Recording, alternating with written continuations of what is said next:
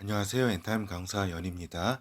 원니티 149강은 나는 하나님의 아들이라 하신 하나님의 아들이시다라고 하는 제목으로 같이 살펴보도록 하겠습니다. 요 같은 제목이 있기 때문에 두 번째 시간이라고 볼 수 있겠습니다.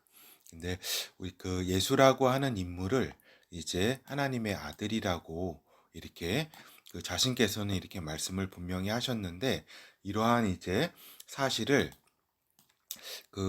발견하고 또 믿는다는 것이 굉장히 힘든 일이다라고 하는 겁니다. 그죠? 그리고 우리 앞에는 이렇게 예수 그리스도를 하나님의 아들이라고 함을 이렇게 볼 수 없는, 예수라고 하는 인물을 하나님의 아들이라고 볼 수 없는 신학들의 입장들이 널렸다라고 하는 겁니다. 그렇죠? 그래서 이렇게 삥 둘러서 예수가 하나님의 아들이라고 하는 사실을 방해하는 그러한 많은 그 의견들이 있다. 그러니까 자유주의 신학, 민중 신학, 신비주의 신학, 혼합 연합주의 신학, 이성주의 신학, 인본주의 신학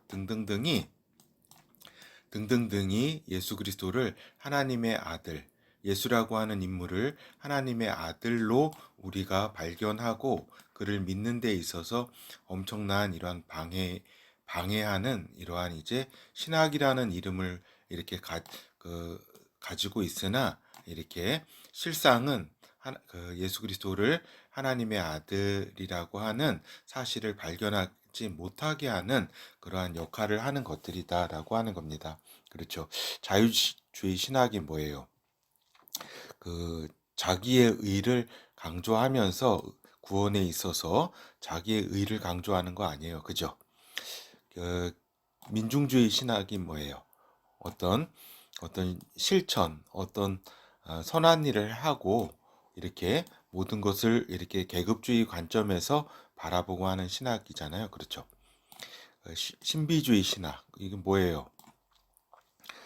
결국에는 이제 신비주의 신학은 이제 영지주의로 흐를 수밖에 없습니다. 이렇게 항상 이렇게 그러니까 신비 없는 신비주의라고 할 수가 있겠죠. 항상 이걸 어떻게 육체의 어떤 이러한 이제 중요한 이런 물질 세계라든가 이런 걸 또 부정하면서 이렇게 신비주의에 빠져서 이렇게 악한 영에 이렇게 속게 되는 그런 것이 신비주의라고 할 수가 있겠죠. 혼합 연합주의 신학, 그죠? 어때요? 이, 그래, 예수도 어떤 하나님의 아들이다. 그리고 또 다른, 또 구원의 길이 다른 데에도 다 있다. 우리만 고집해서는 안 된다. 라고 하는 상대주의적 입장에 있는 것이 혼합 연합주의 신학이라고 할 수 있겠습니다. 이성주의 신학, 그죠? 모든 것이 논리 안에서 어떤 갇힌 하나의 체계 내에서 하나님을 이해하고자 하는 그러한 신학이라고 할 수 있겠죠. 지성주의 신학이라고도 하고, 어떤 하나님의 이적이라든가 이런 부분들은 전혀 받아들이지 않는 그러한 신학이라고 할 수가 있겠죠. 인본주의 신학 뭐예요? 그러니까 인간을 중심으로 한 그러한, 그죠? 그러한 중심에 이렇게 하나님을 찾는 거라고 할 수가 있겠죠. 모든 것을 인간을 위해서 모든 것은 이렇게 기승전결 모든 것이 이루어져야 된다라고 하는 신학이죠. 물론 지금 방금 말씀드린 것이 다 이렇게 그냥 대략 말씀드린 거지, 하나하나 이렇게 우리가 나중에 살펴보는 시간을 갖도록 하겠습니다. 결국에는 이러한 예수 그리스도가 하나님의 아들이심을 발견하지 못하게 하는 이러한 신학들은 결국에는 어떠한 이제 흐름으로 이제 하나 되냐면, 요 마지막 때 이제 통합이라고 하는 그곳에 다 한 저기로 모인다라고 하는 겁니다. 그렇죠. 그래서 결국에는 예수 그리스도를 이렇게 주라 시인하긴 하지만, 배반할 수밖에 없는 그러한 이제 자리에 서게 되는 그러한 입장들이다라고 할 수가 있겠습니다. 이제 본어에 들어가서 이제 유대인들에게 자신의 정체성에 대해서 분명히 말씀하신 하나님의 아들이시다라고 하는 겁니다. 그러니까 나는 그 하나님 아버지께서 거룩하게 하사 세상에 보내신 하나님의 아들이다라고 분명히 예수께서는 말씀하셨다. 요 유대인들이라 하면 주로 그 리더라고 할 수 있게 바리새인들이라든가 서기관 좀 리더라고 할 수가 있겠죠. 뭐 일반인도 있겠지만 요한복음 10장 34절에서 36절 예수께서 가라사대 너희 율법에 기록된 바 내가 너희를 신이라 하였노라 하지 아니하였느냐 성경은 폐하지 못하나니 하나님의 말씀을 받은 사람들을 신이라 하셨거늘 하물며 아버지께서 거룩하게 하사 세상에 보내신 자가 나는 하나님 아들이라 하는 것으로 너희가 어찌 참남하다 하느냐. 그렇죠. 이렇게 분명히 자신이 하나님께서 보내신 자다. 세상에 하나님 아버지께서 보내셔서 그러니까 아버지라고 하셨잖아요. 그렇죠.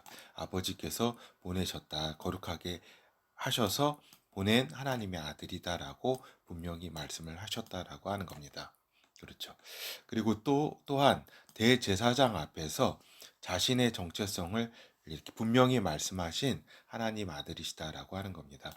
그러니까 예수 그리스도, 예수와 그리스도 그 아들께서 분명히 말씀을 하신 거죠. 마태복음 26장 63절에서 64절, 또 누가복음 22장 69절에서 71절, 요 같은 병행 구절입니다. 그러니까 대제사장 앞에 섰을 때에 예수께서 잠잠하시거늘 대제사장이 가로되 내가 너로 살아계신 하나님께 맹세하게 하노니 내가 하나님의 아들 그리스도인지 우리에게 말하라. 예수께서 가라사대 내가 말하였느니라. 그러나 내가 너희에게 이르노니 이후에 인자가 권능의 우편에 앉는 것과 하늘 구름을 타고 오는 것을 너희가 보리라 하시니. 그렇죠. 누가복음 69장 그러나 이제 후로는 인자가 하나님의 권능의 우편에 앉아 있으리라 하시니 다 가로되 그러면 내가 하나님의 아들이냐 대답하시되 너희 말과 같이 내가 그니라. 저희가 가로되 어찌 더 증거를 요구하리요 우리가 친히 그 입에서 들었노라 하더라. 그렇죠. 그러니까 대제사장이 이제 그 사실은 요 예수 그리스도를 죽이기 위해서 이러한 질문을 하는 거잖아요. 그러니까 마지막 확인하는 거죠. 그죠? 이때에 분명히 이제 주께서는 이렇게 자신이 하나님의 아들 그리스도라고 대답을 하셨다. 내가 그다라고 이렇게 누가복음에서 또 마태복음에서 이렇게 그 기록되다시피 말씀하신 거죠. 근데 이제 이 부분은 뭐 우리 독자님이라면 다 아시는 거고 좀 놀라운 게 뭐냐면 요 대제사장이 질문한 것이 굉장히 좀 새롭다라고 하는 겁니다. 뭐냐면은 내가 하나님의 아들 그리스도인지, 요 그리스도라는 거는 이제 메시아입니다. 메시아인지 하나님의 아들 메시아인지 우리에게 말하라. 그러니까 뭐냐면은 그러니까 대제사장도 어떤 인식이 알고 있었냐면은 요 메시아 하나님이 보내실 이 메시아가 하나님의 아들로 이렇게 아들이시다. 그 신분은 그분이 메시아로서 이렇게 오시는 것이라고 하는 사실을 알고 있었다는 것 자체가 좀 놀랍습니다. 그러니까 역시 대제사장이라는 생각은 듭니다. 그렇죠. 그만큼 이렇게 이러한 이제 그 메시아가 하나님의 아들이시라고 하는 이러한 사실을 알고 있었다 대제사장이. 근데 그게 이제 그 예수라고 하는 인물을 도저히 하나님의 아들 그리스도라고 그들은 이제 믿을 수가 없었던 거죠. 그렇죠. 하여튼 이러한 이제 그 죽음을 앞둔 그러한 순간 아니에요. 그렇죠. 거의 이제 죽이려고 하는 의도를 다 알고 계시는 상황에서 자신은 이제 내가 말했다. 그리고 내가 말했다는 건 뭐예요? 하나님의 아들 그리스도라고 네가 얘기한 것이다. 그리고 누가복음에서 그 말씀하신 것처럼 내가 그니라. 내가 그다. 하나님의 아들이다라고 이렇게 분명히 말씀을 하신 거죠. 네, 그래서 우리가 결어를 좀 살펴보도록 하겠습니다. 그러니까 예수 그리스도께서 이제 하나님 아들이라는 것, 그러니까 예수 그리스도가 하나님 아들이라고 하는 것을 발견하고 믿기는 참 힘든 일이다라고 하는 겁니다. 이 세상에서, 그죠? 그래서 당대의 최고의 율법학자들, 그 대제사장 등이, 그죠? 이 사람들은 어떤 사람들이요? 하루 종일 밥만 먹고 그 저기 율법 그 말씀만, 성경 말씀만 파는 사람들 아니에요. 그죠?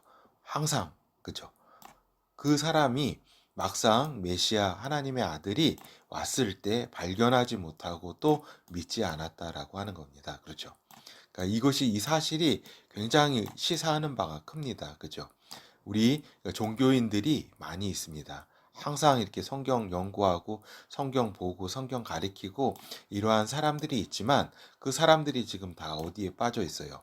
예수 그리스도가 하나님의 아들이심, 유일하신 하나님의 아들이심을 증거해야 될 자들이 이러한 데 빠져 있다. 자유주의 신학, 민중 신학, 신비주의 신학, 혼합 연합주의 신학, 이성주의 신학, 인본주의 신학 등등에 빠져가지고 예수 그리스도를 그 예수라고 하는 그분을 하나님의 아들이심을 스스로 발견하지도 못하고 다른 사람들이 그 가는 길을 하나님의 아들을 믿는 길로 가는 길을 방해하는 자들로 이렇게 있다라고 하는 겁니다. 그렇죠. 그러니까 이게 지금 예전과 거의 예전에 율법학자 대제사장들이든가 이러한 사람들하고 똑같은 행태를 보이는 것이 참 신기할 뿐이다라고 하는 겁니다. 그렇죠. 그래서 정작 그 예수라고 하는 인물이 이제 하나님의 아들 메시아라고 하는 사실을 고백한 사람은 참으로 그 당시의 신분으로 볼 때는 좀 이렇게 그 적이었다라고 하는 거죠. 뭐 신뢰가 이렇게 종교적으로는 신뢰가 가지 않는 사람이었다. 그러나 진실한 사람들은 또 그 발견하게 될 수밖에 없다라고 하는 겁니다. 그렇죠. 그러니까 그 베드로가 자신의 스승 이제 예수 주는 메시아이시고 하나님의 아들이라고 고백했을 때 예수 그리스도는 하나님 아버지께서 알게 해주신 것이라고 말씀을 하셨다. 그만큼 어려운 일이라고 하는 그런 말씀이라 할 수 있겠죠. 마태복음 16장 15절에서 16절 가라사대 너희는 나를 누구라 하느냐 제자들 너희에게 내가 묻는다. 내가 누구냐? 이렇게 했을 때에 시몬 베드로가 대답하여 가로되 주는 그리스도시요 주는 메시아시요 살아계신 하나님의 아들이시니이다. 그렇죠. 예수께서 대답하여 가라사대 바요나 시몬아 내가 복이 있도다. 이를 내게 알게 하신 이는 혈육이 아니요 하늘에 계신 내 아버지시니라. 그렇죠. 이렇게 하나님 아버지께서 너에게 이렇게 알게 하신 것이다. 내가 하나님의 아들이고 또 메시아인 것을 이렇게 알게 해 주신 것이다라고 하는 거죠. 그렇죠. 근데 여기서도 이렇게 우리가 아까도 살펴봤듯이 이렇게 베드로가 이렇게 살아계신 하나님의 아들이 또 그리스도라고 하는 사실을 아까 대제사장의 그러한 이야기처럼 이렇게 동일하게 인식을 이렇게 하는 구조였다라고 하는 겁니다. 그만큼 그 당시에 이제 그 유대인들이 메시아는 하나님의 아들로서는 오는구나 하는 그러한 그 생각 사상은 가지고 있었다라는 것을 우리가 또 하나의 체크 포인트라고 할 수가 있겠습니다. 하여튼 이 예수라고 하는 이분을 메시아이시자 또한 하나님의 아들이심을 이렇게 깨닫게까지는 진짜 이렇게 뭐 공부를 해서도 되는 것도 아니고 뭐 신학 서적을 읽어서 되는 것도 아니고 결국에는 하늘에 계신 아버지께서 이렇게 계시해 주셔야 아는 것이다라고 하는 겁니다. 그만큼 힘든 일이라고 할 수가 있겠죠. 그리고 이제 예수 그리스도께서는 자신을 하나님의 아들이라고 자신에 대해서 분명히 말씀하셨다라고 하는 겁니다. 이 사실을 절대로 이렇게 잊어서는 안 되고 안 된다라고 하는 거죠. 그래서 결국에는 그분께서 유일한 하나님의 아들, 절대적 하나님의 아들, 완전한 하나님의 아들, 창조적 하나님의 아들, 영원한 하나님의 아들이라고 하는 그분의 이제 하나님의 아들의 그 속성에 대해서 잘 알고 있어야 된다라고 하는 겁니다. 그렇죠. 그래서 지금 그 가장 이제 큰 도전이 뭐예요? 상대주의 도전 아니에요. 예수도 하나님의 아들이지만, 그죠? 다른 데도 이렇게 구원이 있다라고 하는, 그죠?